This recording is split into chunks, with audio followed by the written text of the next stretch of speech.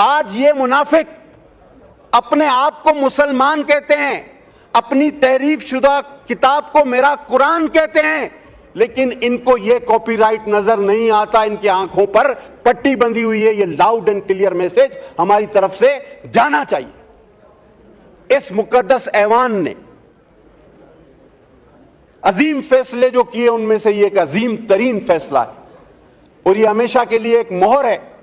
میں سمجھتا ہوں جب تک ایک بھی مسلمان باقی ہے, ایک بھی کلمہ گو باقی ہے, ہرگز نہیں ہماری لاشوں پر سے یہ کام کبھی بھی نہ ڈسکس میں لائے. میں تو ہمیشہ کہتا ہوں اس کو آپ ڈسکس میں ہی نہ لائیں.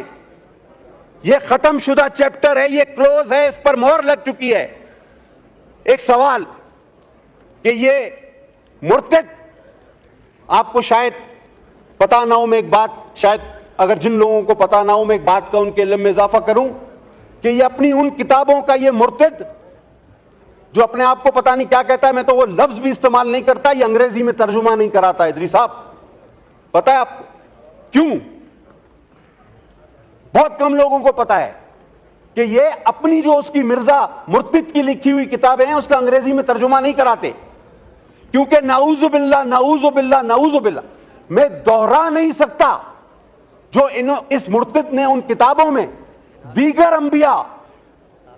انبیاء اور شہدائے کربلا جن کے اب مزارات پہ میں آغا صاحب اور شگفتہ حاضری دینے گئے, وہ شہزادے جنت کے جن کے لیے حضور صلی اللہ علیہ وسلم اپنے سجدے طویل کر دیتے تھے, تو وہاں بھی کچھ لوگ کہنے لگے کہ پتہ نہیں آپ کس فرقے سے ہو, اس فرقے سے ہو.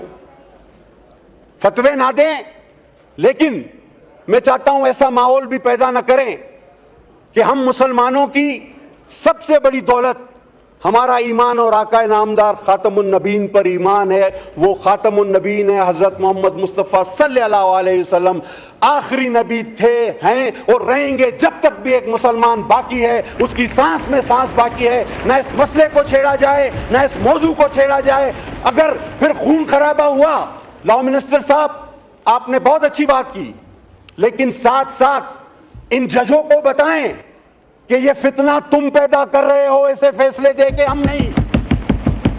یہ فتنے نہیں ہونے چاہیے, یہاں تک تو میں آپ کے ساتھ ہوں, لیکن فتنہ پیدا کرنے والے کو کتنی بڑی سزا ملے گی. ایک بار پھر ماشاءاللہ کھڑے ہو کر یہ بھی بتا دیجئے کہ جو اس 25 کروڑ عوام میں فتنہ پیدا کرتا ہے, جو پتہ نہیں کتنی لاکھوں میں تنخواہیں لے کر اس قوم کو اپنی قلم کے ذریعے اس آگ میں جھونکنا چاہتا ہے, ہمارے ایمانوں پر ضرب لگانا چاہتا ہے, ہمارے جذبات پر کھیلنا چاہتا ہے, اس کو کتنی بڑی سزا ہم دینے جا رہے ہیں, یہ بھی پتہ ہونا چاہیے.